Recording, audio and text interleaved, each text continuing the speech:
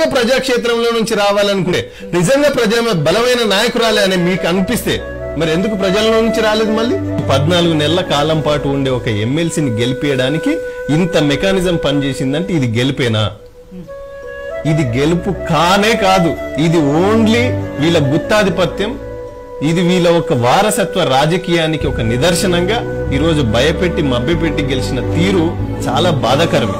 ప్రజానాయకుల చేత ప్రజానాయకుల్ని మభ్యపెట్టి కొని ప్రలోభాలకి గురి చేసి భయపెట్టి అధికారాన్ని వాడి నానా యాగి చేసి గెలవకపోతే మా ఇజ్జత్ పోతుంది, కల్వకుంట్ల ఇజ్జతే పోతుంది, తెలంగాణలో మేము బుల్డోజ్ అవుతాం అన్నటువంటి ఆ ఛాలెంజ్ ని తీసుకొని ఇవాళ ఒక ఎంపీ స్థాయి, ఒక ఎంపీగా గెలిచి పోటీ చేసి ఓడి మళ్ళీ ఈరోజు చివరికి ఎమ్మెల్సీ స్థానానికి వచ్చిందంటే దీన్ని బట్టి ఏమర్థం అవుతుందంటే వీళ్ళ గ్రాఫ్ పడిపోతుంది, వీళ్ళని ప్రజలు తిరస్కరిస్తున్నారు.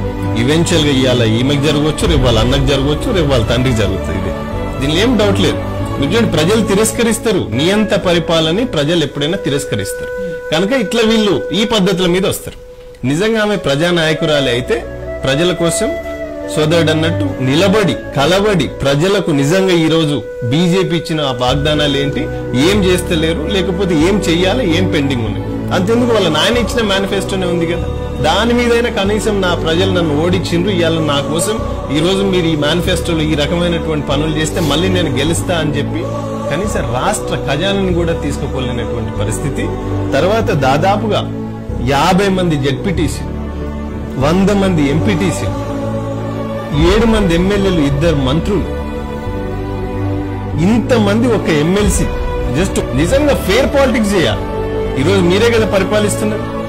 ఈ రోజు అప్పుడు ఎంపీకి పోటీ చేసినాడు కూడా, నాకు ఈ వ్యక్తి వస్తే నేను గెలుస్తా, ఆ వ్యక్తి వస్తే గెలుస్తా అంటే సీఎం స్థాయి హోదా వ్యక్తి ఒక మాజీ శాసనసభ్యుడి ఇంటికి పోయి, మాండ వెంకటేశ్వరరావు అనే ఇంటికి పోయి సీఎం హోదాలో పోయి ఆయన పార్టీలో జాయిన్ చేయించినటువంటి ఈ వీళ్ళ చరిత్ర, వీళ్ళకి నిజంగా క్రెడిబిలిటీ ఉందండి ప్రజల్లో?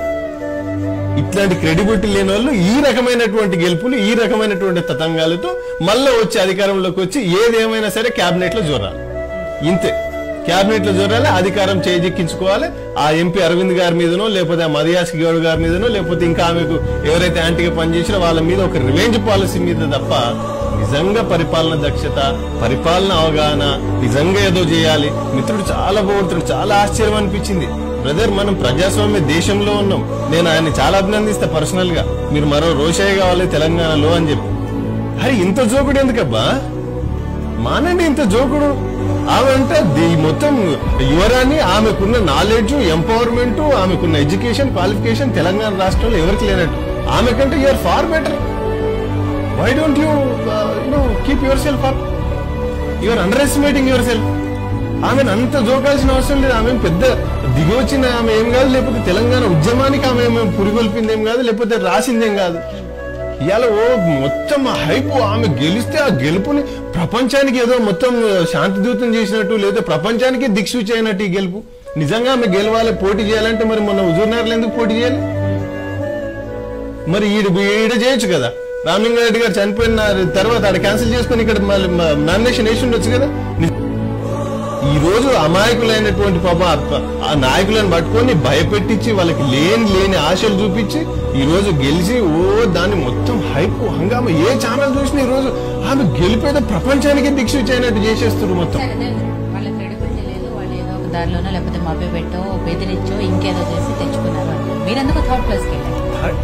ప్రజల్లో థర్డ్ ప్లేస్ కి వెళ్ళేది అనేది ఈ యొక్క ఎలక్షనే కాదు, మీకు ఏ ఎలక్షన్ తీసుకున్నా కూడా ఫేర్ పాలిటిక్స్ జరిగినప్పుడు నేచురల్ గా వదిలేయాలి, ప్రజా తీర్పును వదిలేయాలి.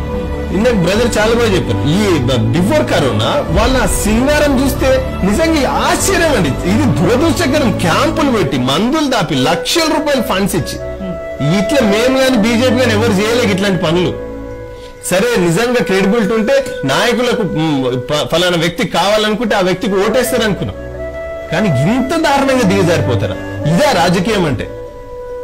ఒక్క ఎమ్మెల్సీకి అది క్యాబినెట్ లోకి రావడానికి వాళ్ళకి తెలుసు, ప్రజల్లోకి పోతే మళ్ళీ తిప్పి ఉరికించి కొడతారని తెలుసు. అందుకనే ఎట్టు పోకుండా కావున ఇంట్లో కూర్చొని ఇవాళ గెలిచి రేపు క్యాబినెట్ లోకి వస్తారు. ఇంకా మంత్రి ఇంకెవరైనా ఉంటే ఆ హిమాంశు ఎవరు అంటారు కదా, వాళ్ళని కూడా తీసుకొచ్చి పెడితే అయిపోతుంది. ఇక టైం ఉంది. అది కూడా ఏమైనా ఎమెండ్ చేయొచ్చు. ఏమన్నా కూడా మీరు రారా?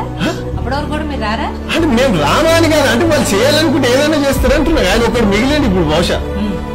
ఇంత అంటే నేను ఏమంటున్నా, ప్రజాస్వామ్య దేశంలో ఇప్పుడు మీరు బలంలో ఉన్నారు, మీరు అధికారంలో ఉన్నారు, మీకు అంగబలం ఉంది, మందబలం ఉంది, డబ్బు బలం ఉంది, అంత ఉంది కదా. ఇంత భయం ఎందుకు మీకు? క్యాంపులు పెట్టా, రూలింగ్ పార్టీ క్యాంపులు పెట్టి ఎలక్షన్ చేస్తుందా?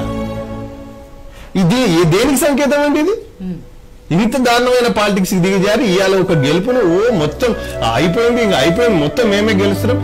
ఏం గెలవరు, ఇదే దుబ్బాకలో జనాలు ఉరికించి కొడతారు, డిపాజిట్ రాకుండా వీళ్ళకి చేస్తారు. మీరు చూడండి రేపు ఏం జరుగుతుందో. మీరు జిహెచ్ఎంసీలు ఇంత అంత అంటారు కదా, జనాలలో డిఫరెంట్ మైండ్ సెట్ ఉంది. ఏం చెప్పారు, ఏం చేశారు, ఉమ్మడి ఆంధ్ర చాలా బెటర్ ఉండే అన్నారు అనే ఆలోచనకు దిగింది ఇవాళ ప్రజలు. ఇంత దారుణమా? ఎన్డీఆర్ఎఫ్ వాళ్ళకి హెచ్చరిక జారీ చేసింది. హైదరాబాద్ లో 72 అవర్స్ భారీ వర్షాలు ఉన్నాయి, అతి భారీ వర్షాలు ఉన్నాయి, కొట్టుకోవాలి, జాగ్రత్త. రోడ్ల మీద ఈతలు కొడుతున్నాయి. 65,000 కోట్లు ఖర్చు పెట్టడానికి కేటీఆర్ డబ్బా కొట్టుకుంటాడు. అట్లా మరి పరిస్థితి ఇంకా ఎట్లుంటుందో చూడాలి నెక్స్ట్. ఇంత దారుణమైనటువంటి పరిపాలన చేస్తూ కమిషన్ల కోసమే పథకాలు పెడుతూ అన్ని మిషన్లే. మీరు చూడండి, మిషన్ భగీరథ, లేకపోతే మీకు ఇక ఇప్పుడు కట్టిన ప్రాజెక్టు కానీ వాళ్ళు తెచ్చినాయి కానీ ఏవైనా కమిషన్, మిషన్, ఇవి రెండే తప్ప వేరే ప్రజల మీద, ప్రజలు కోరుకున్న తెలంగాణ ఏంది, అసలు ఎంప్లాయ్మెంట్ ఏంది, ఎంపవర్మెంట్ ఏంది, ఇండస్ట్రీస్ ఏంది, ఇన్ఫ్రాస్ట్రక్చర్ ఏంది, అసలు ఏం చేస్తే నిజంగా తెలంగాణ ప్రజలకు న్యాయం చేయగలుగుతాం కనీస అవగాహన. ఇలా గల్ఫ్ కార్మికులను మోసం చేసింది ఇదే కవితమ్మ కదా. గల్ఫ్ పోయి క్యాంపులలో తిరిగి వాళ్ళు పెట్టిన బువ్వ తినొచ్చి నేను పోగానే తెల్లారి గల్ఫ్ కార్మికుల కోసం పాలసీ తెస్తా అని చెప్పింది ఈమె కాదా. అందుకే ఏదో ఓడిచ్చారు మొన్న. ఇవాళ నిజంగా మళ్ళీ ప్రజలను ఓటింగ్ కానీ ఉంటే ఈ రోజు మరో తీర్పు ఉండేది. ఇవాళ మరోగా బిటర్ ఎక్స్పీరియన్స్ చూస్తుంది. ఇవాళ నేను ఒకటే చెప్తున్నా మిత్రులారా, మీరు ఎవరు జోకుడు అవసరం లేదు. ఇంకా కొద్ది రోజులు ఏమంటారు, దీపం మారిపోతుంటే వెళ్తారు ఎక్కువ అంటారు కదా. బహుశా అట్లా ఏమైనా ఉన్నదేమని అందరికి అర్థమైంది. మేము కూడా అదే చూస్తా ఉన్నాం. అధికారం ఎవరికి శాశ్వతం కాదు. వీళ్ళు మొత్తం దాన్ని ఏమనుకుంటారంటే ఇక మా చేతుల్లో నుంచి ఎవడు లేడు అని. మంచి మంచి మనగాళ్ళు ఓడిపోయారు, వీళ్ళెంత దీంట్లో. ఇవన్నీ ఎంత మానుకొని ఎంత హుందాగుంటే ప్రజాక్షేత్రంలో ప్రజలు అంత స్వీకరిస్తారు. ఎంత హుందాగుంటే అంత బాగుంటది, అంత డెకోరం ఉంటది. వాళ్లకు 4 కాలాల పాటు ప్రజల్లో ఉండడానికి అవకాశం, సేవ చేయడానికి అవకాశం ఇస్తారు. మీకు కూడా ఒక మంచి హుందాతనం ఉంటది మార్కెట్లో.